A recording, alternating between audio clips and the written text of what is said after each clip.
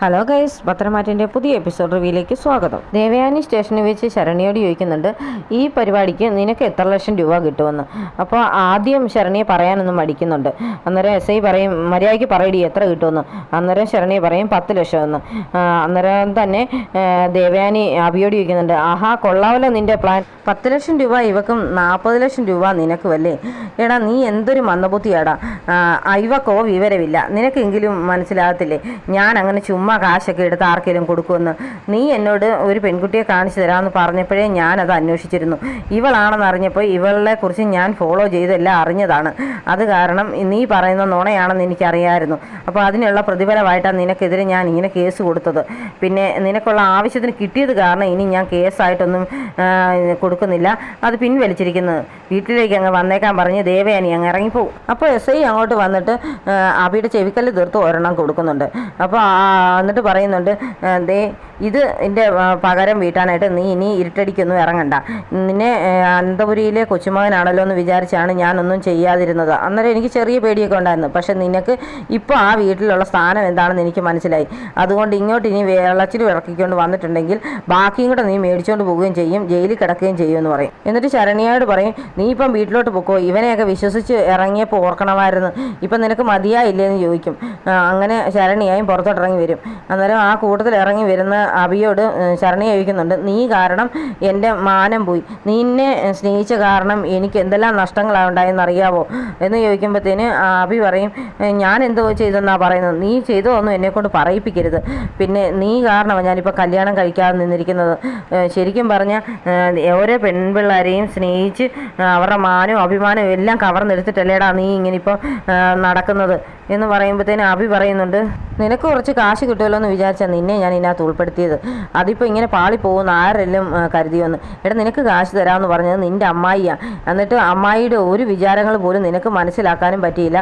അവരിങ്ങനെ ഒരു കുടുക്കുണ്ടാക്കുമെന്ന് നിന്നെ ഇതുവരെ നീ മനസ്സിലാക്കി എടുത്തില്ലായിരുന്നല്ലോ എന്ന് പറയും. ഇനിയെങ്കിലും നീ നന്നാകാൻ നോക്ക്. നിൻ്റെ ഭാര്യയെ ഇനി അങ്ങോട്ട് ചെന്ന് കഴിഞ്ഞാൽ പിന്നെ നിന്നെ എടുത്തിട്ട് തല്ലിക്കൊല്ലാതിരുന്നാൽ മതിയായിരുന്നു പറയും. ഇടി ഞാൻ അവളെ ഒഴിവാക്കാനായിട്ടുള്ള ശ്രമത്തിലാണ്, അതാണ് ഇപ്പം നടക്കുന്നതെന്നൊക്കെ പറയും.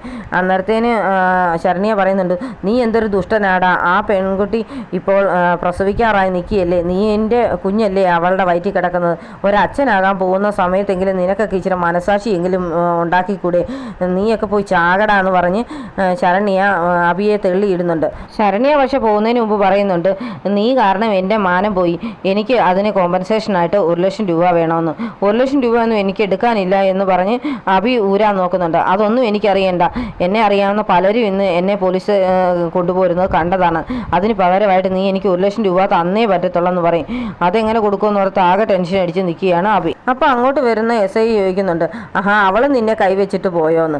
എടാ ഇവിടെ ഇന്ന് നടന്ന സംഭവങ്ങൾ മുഴുവൻ ഇവിടുത്തെ ക്യാമറയിൽ ഉണ്ട്. വേണമെങ്കിൽ എനിക്കിതൊക്കെ സോഷ്യൽ മീഡിയ വഴിയൊക്കെ പുറത്ത് വിടാൻ പറ്റും. പക്ഷെ ഞാനത് പുറത്ത് വിട്ട് കഴിഞ്ഞാൽ പിന്നെ നാണം കെടുന്നത് ആ മഹാനായ മനുഷ്യനായിരിക്കും.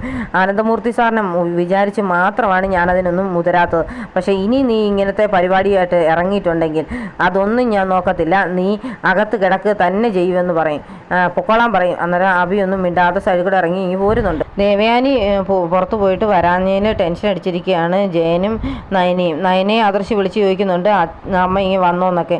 അറിയില്ല, ഇതുവരെ വന്നിട്ടില്ല, എവിടെ പോയതെന്ന് അറിയത്തില്ല എന്നൊക്കെ നയന ഫോണിൽ കൂടെ മറുപടി പറയുന്നുണ്ട്. അന്നേരം ജയൻ ചോദിക്കും, മോനാണോ അവനോട് അർജൻറ്റായിട്ടൊരു മീറ്റിംഗ് പങ്കെടുക്കാൻ വിട്ടതല്ലേ, അവനോട് അതുകൊണ്ട് ടെൻഷനൊന്നും അടിക്കേണ്ട, ആ മീറ്റിംഗ് പങ്കെടുക്കാൻ പറയുമെന്നൊക്കെ പറയും. അതൊക്കെ ഞാൻ പറഞ്ഞിട്ടുണ്ട് അച്ഛാന്ന് പറയും. ആ സമയത്താണ് ദേവയാനി അങ്ങോട്ട് കയറി വരുന്നത്. അപ്പം ജയൻ ചോദിക്കും, നീ എവിടെ പോയതായിരുന്നെന്ന്. ഞാൻ ആ പെൺകുട്ടിയെ കാണാൻ പോയതെന്ന് പറയും. ഏത് പെൺകുട്ടി? എനിക്ക് കരൾ തന്ന പെൺകുട്ടി. ആ പെൺകുട്ടിയെ ഞാൻ പോയി കണ്ടു, ചുമ്മാ കണ്ടിട്ടൊന്നും അല്ല പോയത്. പോയിട്ട് പോന്നപ്പോൾ ആ കുട്ടിക്ക് ഞാൻ 50 ലക്ഷത്തിൻ്റെ ചെക്കും കൊടുത്തെന്ന് പറയും. അത് കേൾക്കുമ്പോഴത്തേനും നയനയും ജയനും ഞെട്ടുന്നുണ്ട്. എന്നാൽ ഇത് കേട്ടുകൊണ്ട് വരുന്ന ജലജയ്ക്ക് വളരെ സന്തോഷമാകുന്നുണ്ട്. 50 ലക്ഷത്തിൻ്റെ ചെക്ക് ശരണ്യയ്ക്ക് കിട്ടിക്കാണും കാണുമല്ലോ. അപ്പം 40 ലക്ഷം അബിക്കും കിട്ടും, അതിനകത്തുനിന്ന് ഒരു വീതം തനിക്കും കിട്ടുമല്ലോ എന്നൊക്കെയുള്ള സന്തോഷമാണ് ജലജയ്ക്ക്. എന്തായാലും ആ പെൺകുട്ടി വളരെ പാവപ്പെട്ട വീട്ടിലെയാണ്. പക്ഷേ സ്വത്തൊന്നും ഇല്ലെങ്കിലും നല്ല പെൺകുട്ടിയാണ്. ഞാൻ ഇനി ആ പെൺകുട്ടി എൻ്റെ മോളെ പോലെ കരുതും. അതുകൊണ്ട് ആ കുട്ടിക്ക് എന്തെല്ലാം ചെയ്തു കൊടുക്കാവോ ഇനി അതെല്ലാം ഞാൻ ചെയ്തു കൊടുക്കും എന്നൊക്കെ ദേവയാനി പറയുമ്പോഴത്തേന് നയന ചോദിക്കുന്നുണ്ട്, അമ്മ എന്തിനാ 50 ലക്ഷത്തിൻ്റെ ചെക്കൊക്കെ കൊടുത്തത്? അത് വേണ്ടായിരുന്നല്ലോ, അമ്മ ആരെങ്കിലും കളിപ്പിച്ചതാണോ എന്നൊക്കെ. ആരും കളിപ്പിച്ചതൊന്നുമല്ല, നിങ്ങളാരും എന്നോട് പറഞ്ഞില്ലല്ലോ ആരാണ് എനിക്ക് കരൾ തന്നതെന്ന്. അതുകൊണ്ട് ഞാൻ തന്നെത്താൻ കണ്ടുപിടിച്ചതാണെന്ന് പറയും. ഞാൻ അതുകൊണ്ട് ആ കുട്ടിക്ക് ഇനി എല്ലാം ചെയ്തു കൊടുക്കുമെന്ന് പറയും. അപ്പം ജലജ ചോദിക്കുന്നുണ്ട്, നിനക്കെന്നെ ഇത്ര കുഴപ്പം? ഏട്ടത്തി 50 ലക്ഷം കൊടുത്തെങ്കിൽ ഏട്ടത്തിയുടെ ജീവൻ രക്ഷിച്ചതിന് വേണ്ടിയല്ലേ കൊടുക്കുന്നതൊക്കെ ചോദിക്കും. അപ്പോൾ നയന പറയും, എന്നാലും അമ്മ ആരും കളിപ്പിക്കുന്നത് ശരിയല്ലല്ലോ എന്നൊക്കെ പറയുമ്പോഴത്തേന് ദേവയാനിയും പറയും, എന്നെ ആരും കളിപ്പിക്കാനൊന്നും നോക്കണ്ട, അതൊന്നും സാധിക്കില്ല, ഞാൻ അന്വേഷിച്ചിട്ട് തന്നെയാണ് കൊടുത്തെന്ന് പറഞ്ഞ് അകത്തേക്ക് അങ്ങ് പോകുന്നുണ്ട്. ഏട്ടത്തിയുടെ പൈസ ഏട്ടത്തി ആർക്കെങ്കിലും കൊടുത്തെങ്കിൽ അത് നീ എന്തിനാ അന്വേഷിക്കുന്നേ? നിനക്കിതിൽ കൈ കടത്തേണ്ട ആവശ്യമൊന്നും ഇല്ല എന്ന് പറഞ്ഞ് ജലജ നയനയുടെ നേരെ തട്ടിക്കയറുന്നുണ്ട്. ആ സമയത്തേക്ക് ജയൻ പറയും, പറച്ചിൽ കേട്ടാൽ നീയാണ് ഇതിൻ്റെയൊക്കെ പുറകിൽ കളിക്കുന്നതെന്ന് തോന്നുന്നുണ്ടല്ലോ എന്ന്.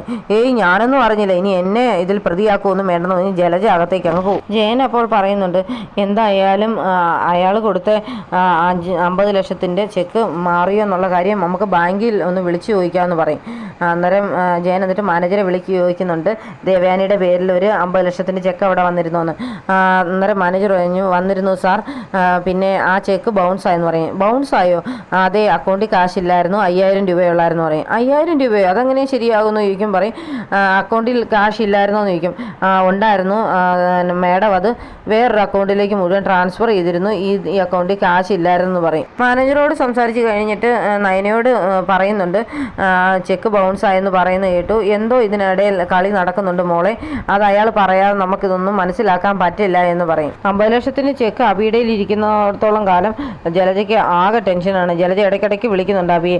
എന്നിട്ട് അബി ഫോൺ എടുക്കാത്തപ്പോഴത്തേനും ജലജ മനസ്സിലോർക്കുന്നുണ്ട്, 50 ലക്ഷത്തിന് ചെക്ക് കിട്ടിക്കഴിഞ്ഞപ്പോൾ അവൻ കാശ് മാറിയിട്ട് ആ പെണ്ണുമായിട്ട് ചുറ്റാൻ പോയി കാണും, ഇങ്ങനെയുണ്ട് ഒരുത്തൻ എന്നൊക്കെ പറഞ്ഞ് ഇരിക്കുകയാണ്. പിന്നീട് കാണിക്കുന്നത് നന്ദുവിനെയാണ്. നന്ദു ടെസ്റ്റിൻ്റെ റിസൾട്ട് നോക്കുകയാണ്.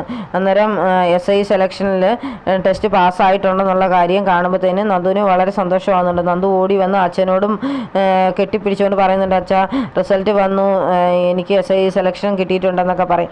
അന്നേരം കനക അങ്ങോട്ട് വരുമ്പോൾ കനകയും കെട്ടിപ്പിടിച്ചൊക്കെ പറയുന്നുണ്ട്, അമ്മേ എനിക്ക് ഒരുപാട് സന്തോഷമായി, എൻ്റെ ആഗ്രഹം നടന്നല്ലോ എന്നൊക്കെ. അന്നേരം കനക പറയുന്നുണ്ട്, എനിക്ക് സന്തോഷമൊക്കെ ആയി, എന്നാലും നിൻ്റെ സ്വഭാവം വെച്ച് SI ഒക്കെ ആയാൽ എന്താവും ആൾക്കാരുടെ സ്ഥിതി?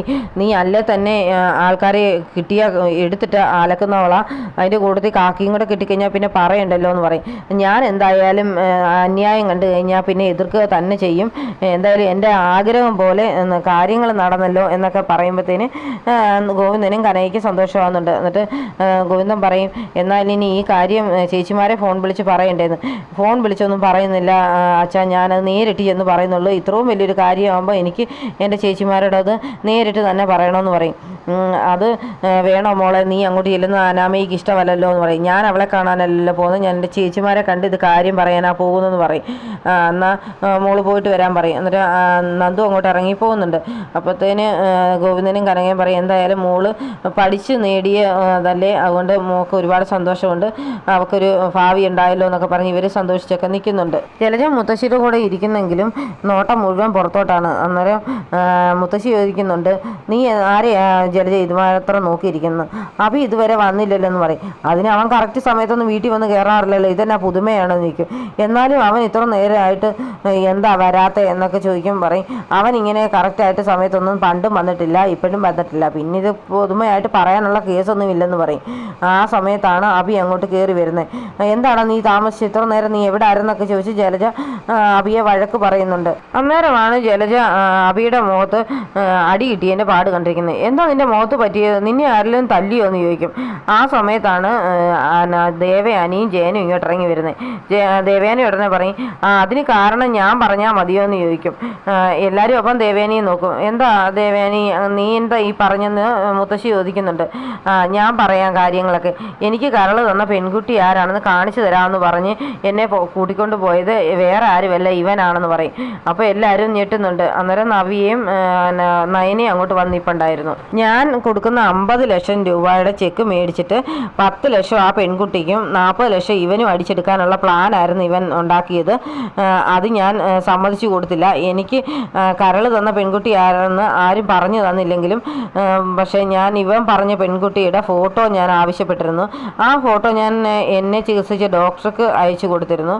അവരോട് ചോദിച്ചപ്പം എനിക്ക് കരൾ തന്ന പെൺകുട്ടി ആരാണെന്ന് പറയാൻ മാത്രമേ അവർക്ക് ബുദ്ധിമുട്ടുള്ളൂ. പക്ഷേ ഞാൻ കാണിച്ച പെൺകുട്ടിയാണോ എന്ന് ചോദിച്ചപ്പോൾ അല്ല എന്ന് പറയാനായിട്ട് അവർക്ക് ഒരു ബുദ്ധിമുട്ടില്ലായിരുന്നു. അതോടുകൂടി ഞാൻ കേസ് കൊടുത്തു. ഇവരെ ആൾമാറാട്ടം നടത്തി എൻ്റെ കയ്യിൽ നിന്ന് കാശ് തട്ടാനാണെന്ന് ഓർത്തിട്ട് അതുകൊണ്ട് ഇവനെ പിടിച്ചെന്ന് പറയും. എന്തായാലും 50 ലക്ഷം കിട്ടുന്ന ഈ 10 ലക്ഷം അവർക്ക് ആ പെൺകുട്ടിക്ക് കൊടുത്തു കഴിഞ്ഞാലും ബാക്കി ഇവൻ്റെ ഉണ്ടല്ലോ, ഇതിൽ നിന്നും എത്രയാ ജലജ നിൻ്റെ വീതമെന്ന് ചോദിക്കുന്നുണ്ട്. അപ്പം ജലജ ഒന്ന് ഞെട്ടും. അപ്പം ജലജ പറയും, ഞാനൊന്നും ഇതിനകത്ത് ഉൾപ്പെട്ടിട്ടില്ല, എനിക്കറിയത്തില്ലെന്ന് പറഞ്ഞ് ജലജ അഭിയുടെ ചെവിക്കലിനിട്ട് അടിക്കുന്നുണ്ട്. എന്നിട്ട് പറയും, എന്തൊക്കെയാടാ നീ കാണിച്ചു വെച്ചിരിക്കുന്നത്, നീ എന്തെല്ലാം ഈ കാണിക്കുന്നത്, ഇങ്ങനെയൊക്കെ ചെയ്യാവോടാന്നൊക്കെ. അഭിയാകെ ഞെട്ടിപ്പോവും. അമ്മ പറഞ്ഞു കൊടുത്ത പ്ലാൻ അനുസരിച്ച് ചെയ്തിട്ട് ഇപ്പോൾ അവസാനം അമ്മയുടെ കയ്യിൽ നിന്ന് തല്ലും മേടിക്കുന്നു.